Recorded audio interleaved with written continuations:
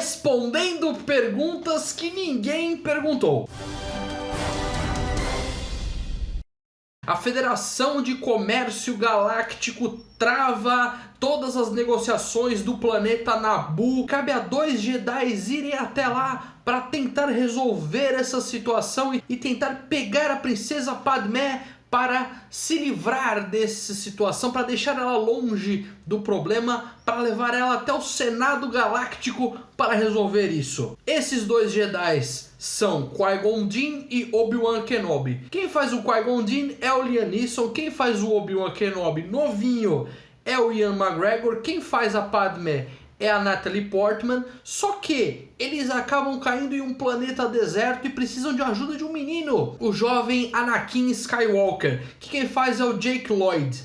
É a história de origem do grande vilão Darth Vader e como que ele se tornou o Darth Vader saindo desse menininho e até se tornar o grande mestre de todo o Império, só abaixo, é claro, do Imperador. Parece uma história muito interessante. O problema é o seguinte: a forma como ela é contada e o jeito como ela é conduzida. Quem dirige é o George Lucas, ele dirigiu o primeiro Star Wars. Na verdade, se esse for o primeiro, ele dirigiu o 4º episódio de Star Wars. Caso você tenha alguma dúvida qual ordem certa para assistir Star Wars, eu fiz um vídeo bem legal, vou deixar aqui nos cards. E aqui na descrição eu vou deixar uma playlist com tudo que eu já fiz de Star Wars aqui no canal. Vai ajudar bastante, mas caso você não saiba nada, dá uma olhada primeiro nesse vídeo de por onde começar a assistir, para você ter uma boa noção de como... Eu começo pelo episódio 1, começo pelo episódio 4, tem outras variações, dá uma olhada lá que tá bem interessante, ele é bem útil até hoje. Continuando na parte do George Lucas, ele dirige e ele roteiriza o filme, e esses são os 2 grandes problemas do filme. O universo inteiro de Star Wars saiu da cabeça dele. O problema é o seguinte: ele não é um bom roteirista, ele é um bom argumentista e ele não é um bom diretor, ele é um diretor ok. Veja, por exemplo, episódio 4 e episódio 5, o nível de direção como é e os roteiros como são, é coisa bem diferente. Ele dirigiu o episódio 4 e não dirigiu o episódio 5, ele fez o argumento e produziu. Nesse caso, eu tenho que separar minha crítica em 2 partes. Quem já veio através da trilogia clássica e quem tá pegando esse filme pela primeira vez. Eu vou começar por Star Wars episódio 1. Esse é o mais lógico. Caso seja esse o caso e você não seguiu as minhas recomendações, tudo bem, dá pra entender. O mais óbvio é começar pelo episódio 1. Então tá bom.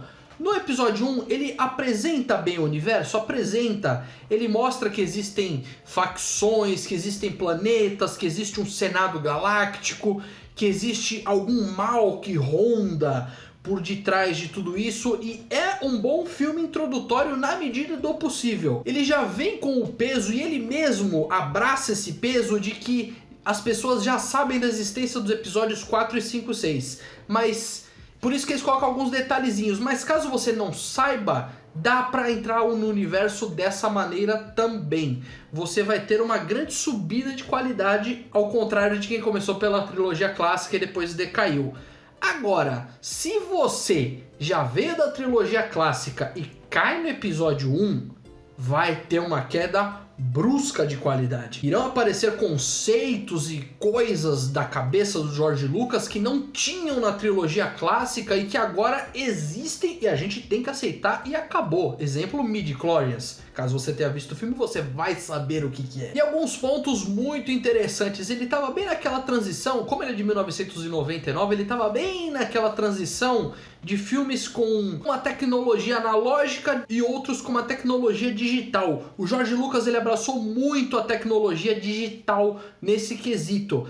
E se não fosse, ele mesmo deu entrevistas que se não fosse a própria empresa dele produzir o filme, não seria possível fazer o filme, dada a quantidade de efeitos que teve essa trilogia. Vamos pro primeiro episódio, episódio 1. O que acontece?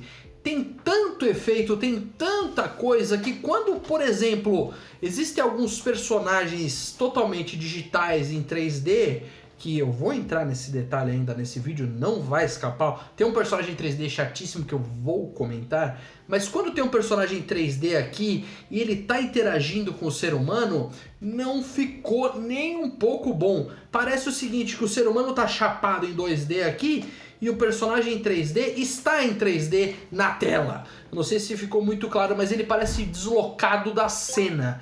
Mas é entendível pela época que foi feito. 1999, gente. Computadores com tela de tubo. É muito antigo. Nesse quesito não envelheceu bem. Assim como também não envelheceu bem as batalhas e os acontecimentos em terra. Tem muita coisa que parece aquele plano de fundo do Windows. Aquele do Windows 95, aquele antigo. Aquelas paisagens verdes meio estranho. Fala, nossa, isso aqui tá quase real, mas tá meio estranho, tá meio... Fica faltando alguma coisa que fica difícil de explicar, mas é entendível pra época. Essa parte não envelheceu nem um pouco bem. Diferente da parte do espaço, que continua tão boa hoje quanto na época que foi lançado. Acho que é devido à falta de luz e tal, espaço, talvez seja mais fácil de manipular uma coisinha ou outra. No espaço está igual à época que foi lançado. Na parte da Terra é aquilo, fica muito esquisito. E quando um personagem, por exemplo, ele fica num ambiente totalmente digital, você vê que ele tá meio descolado, tá meio estranho, tá meio fora daquela própria realidade ali. O George Lucas ele fez um universo tão grande, tão vasto, que os personagens não conseguem se encaixar muito bem. Se esse filme tivesse sido lançado esse ano, ou por volta dessa época aqui, 2022 e tal, com a tecnologia que estamos agora, levando em consideração o que foi feito com o Rei Leão, seria outro tipo de filme. O que não se pode mudar é o roteiro, porque o roteiro seria o mesmo. E no roteiro nós teríamos o péssimo, terrível personagem chamado Jar Jar Binks. Não tem como fugir desse personagem chatíssimo. Os próprios personagens do filme não gostam do Jar Jar Binks. Sinceramente, eu já tinha assistido esse filme algumas milhares de vezes porque continua sendo Star Wars e eu continuo indo assistir coisas de Star Wars. Eu já sabia que o Jar Jar Binks era chato, eu já sabia que ele era inconveniente no filme, mas quando eu fui reassistir ele para fazer a crítica aqui pro canal, eu tentei ser o mais profissional possível, para não me abalar com o que acontece no futuro, nem nada disso. O mais profissional possível. Comecei o filme tentando realmente gostar do filme e do Jar Jar Binks. Mas não tem jeito, toda vez que ele aparece, ele desacrescenta alguma coisa da trama, ele tira as pessoas do filme, porque ele é um personagem que era pra ser engraçado, ficou chato, ficou aquela pessoa que se esforça pra ser engraçada e insiste na piada que já acabou meia hora atrás. Então, esse é o Jar Jar Binks. Mas tem um momento ou dois que ele até consegue fazer alguma coisa. Quando ele tenta ser um pouco mais sério, tem uma hora que ele está conversando com a Padme que é interessante. Ele fala, ah, não, porque o seu povo, porque o meu povo é legal, é bem feito. Não, porque nós somos guerreiros e não sei o quê. Uma coisinha ou outra que tenta ser engraçado, mas não dá. Porque de forma geral ele é chato. Ah, ele não consegue... Ah, porque ele não consegue sair do cavalo sem se machucar. Não!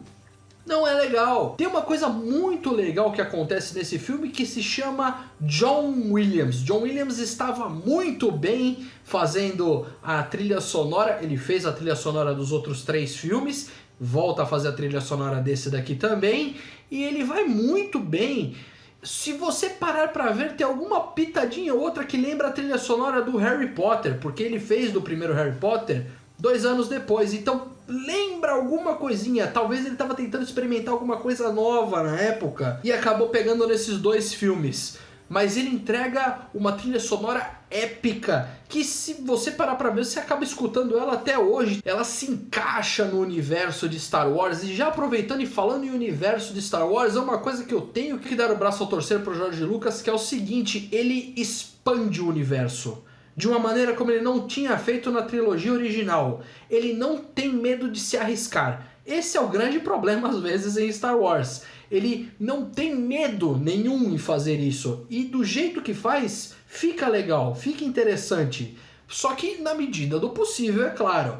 Ele inventa alguns conceitos, ele coloca a Ordem Jedi de fato, aparece a Ordem Jedi, outros Jedi, a luta dos Jedi mesmo, um Obi-Wan totalmente inexperiente, rebelde, muito diferente do que nós vimos no episódio 4, 5 e 6. Então ele não recicla nada da trilogia clássica, ele tenta fazer conceitos novos. O problema do George Lucas, então, o que é? Ele não sabe dirigir e faz roteiros assim, na medida do possível, bons, mas que se fosse um argumento e deixasse outra pessoa fazer o roteiro, às vezes ficaria melhor, porque ele não sabe dirigir atores. A Natalie Portman, por exemplo, ela não é uma atriz ruim, ela estava muito bem no Profissional e ela está muito bem, por exemplo, no Cisne Negro, que alguns anos depois, ela é uma ótima atriz. Só que como na época ela não foi tão bem dirigida pelo George Lucas, fica faltando alguma coisa. A mesma coisa com o Jake Lloyd, que foi muito massacrado na época pelo fato de ser aquele menininho bonitinho se tornar esse monstro no futuro. Só que ele não estava sendo bem dirigido, esse é o grande problema de Star Wars. Às vezes o George Lucas salva muito e cria algo revolucionário como episódio 4, 5 e 6, e às vezes ele dá uma bela escorregada no episódio 1. Star Wars Episódio 1, A Ameaça Fantasma. E você, o que achou do filme? Deixa aqui nos comentários. Obrigado por ter assistido. Não se esqueça de se inscrever no canal. Tchau, tchau e até a próxima.